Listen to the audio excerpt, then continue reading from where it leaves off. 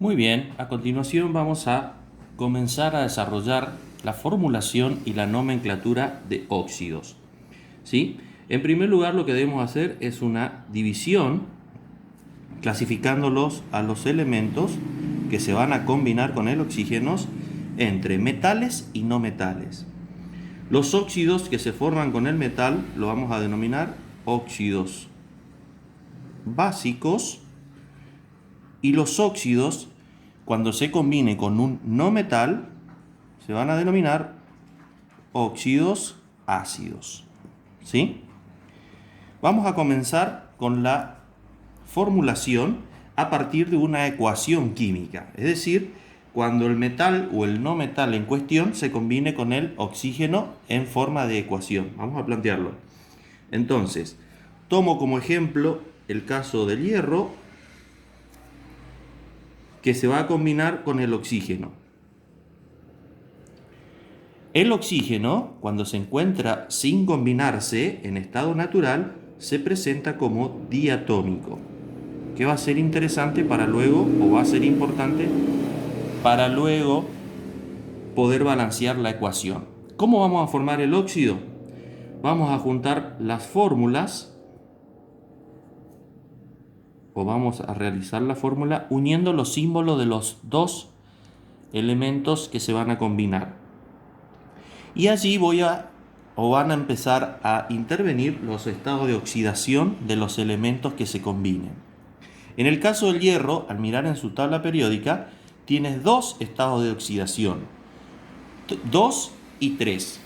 Entonces, en este caso, opto por cualquiera de ellas, tomo como estado de oxidación 3 y lo coloco arriba. Y le he agregado un signo más. ¿Por qué? Porque al comparar las electronegatividades del hierro y del oxígeno, datos que se encuentran en la tabla periódica, voy a observar que el oxígeno es más electronegativo. Por lo tanto, su estado de oxidación va a ser con carga negativa. Y el hierro, al ser electropositivo, va a llevar su carga positiva. Una vez que determino cuáles son los estados de oxidación, debo verificar lo siguiente. Si la suma algebraica de los estados de oxidación me da 0 o igual a 0 para neutralizar las cargas. Como en este caso, al hacer la suma algebraica más 3 y menos 2 no es igual a 0, debo hacer lo que se conoce como intercambio o cruce de los valores absolutos de los estados de oxidación, es decir, solo los números. Por lo tanto, el 3 que está como estado de oxidación del hierro va a pasar como subíndice del oxígeno, y el 2 que está como estado de oxidación del oxígeno va a pasar como subíndice del hierro. ¿Para qué hago esto? Para neutralizar nuestras cargas dentro de la fórmula. Entonces, el subíndice 2 multiplica a su estado de oxidación, 2 por más 3 es más 6, y 3 por menos 2, menos 6. Si yo hago la suma algebraica de los resultados, llegaríamos a 0. ¿Sí? Y aquí ya tengo formulado el óxido del hierro, uno de los dos tipos de óxidos que puede formar el hierro. Vamos a ir con los nombres. En el nombre tradicional se va a utilizar la palabra óxido, y aquí debemos tener en cuenta lo siguiente.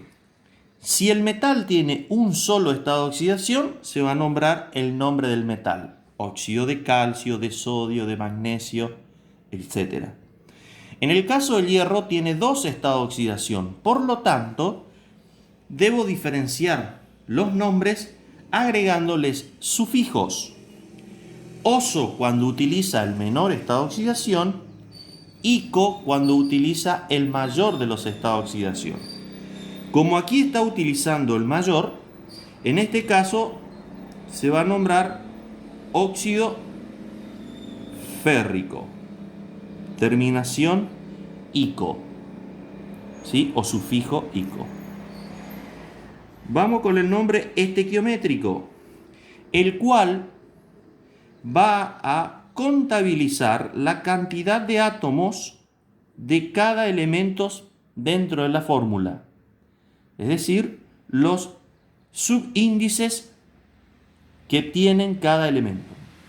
Y empiezo a nombrar desde el oxígeno. Como tengo 3 átomos de oxígeno en mi fórmula, voy a utilizar el prefijo que indica 3, que es trióxido de,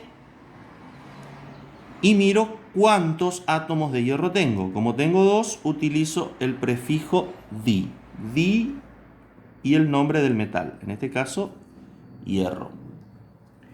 Por último, en la nomenclatura de stock se va a nombrar siempre con la palabra óxido, nombro siempre el metal, en este caso hierro, sin terminaciones, y la diferenciación va a venir aquí, entre paréntesis y en número romano, el estado de oxidación que utilizó el metal. En este caso el hierro utiliza 3. Cuando pasamos a los óxidos ácidos, la formulación es de la misma manera. Y voy a tomar el ejemplo, o uno de los ejemplos, al cloro. El cloro, al igual que el oxígeno, también al estar sin combinarse aparece como diatómico. ¿Sí? Lo combino con el oxígeno y voy a formularlo. Otra vez, cloro, oxígeno. Y aquí voy a observar en la tabla periódica que el cloro presenta 4 estados de oxidaciones diferentes para formular óxidos. En este caso, elijo uno de los 4, elijo el mayor, más 7. El oxígeno siempre con su estado de oxidación, menos 2. Entonces, nuevamente, al hacer la suma algebraica, no me da 0, por lo tanto hago el intercambio. 2 y 7. Vamos a los nombres. Con respecto a los nombres, el único que varía en cuanto a la estructura es el nombre tradicional, ya que no utiliza la palabra óxido, sino que utiliza la palabra anhídrido. Y se vuelve a aplicar las reglas oso, ico, pero en el caso de los no metales, vamos a encontrar que tenemos no metales que tienen hasta 4 estados de oxidación. Entonces, tengo que utilizar los prefijos hipo para el menor de los estados de oxidación y per para el mayor, que es el caso que acabo de realizar. Por lo tanto, acá vamos a tener el anhídrido perclórico, ico y per. El nombre estequiométrico, seguimos haciendo las mismas reglas que hicimos para los óxidos básicos. Entonces tengo el prefijo 7, hepta, óxido de dicloro. Y por último, en el de stock aplico nuevamente la misma regla. Óxido de cloro. Y aquí en número romano el estado de oxidación que utilizó el cloro, 7. Como habrán visto, en ambos ejercicios hemos planteado la ecuación química. Y cada vez que planteamos la ecuación química hay que realizar un balanceo. Es decir, que coincidan la misma cantidad de átomos en los reactivos y en los productos. Para eso debo mirar los subíndices, es decir, los valores que tengo debajo, y se pueden agregar prefijos delante de cada fórmula que van a multiplicar a esos subíndices. Entonces, para comenzar el balanceo es recomendable siempre comenzar a balancear el oxígeno. Y contabilizo. En el sector de los reactivos voy a tener 2 oxígenos. Y en el sector de los productos, 3. Por lo tanto, está desbalanceado y yo debo balancearlo, buscando el mínimo común múltiplo entre los dos. El valor que surge es que el mínimo común múltiplo es 6. O sea que en 6 es el valor en el cual se van a igualar. Por lo tanto, delante del oxígeno los reactivos agrego un 3 que va a multiplicar al subíndice. 3 por 2, 6. Y delante de los productos de la fórmula del óxido voy a agregar un 2 que va a multiplicar al 3 del oxígeno y me iguala en 6. Una vez balanceado el oxígeno, balanceo el metal en cuestión, en este caso el hierro.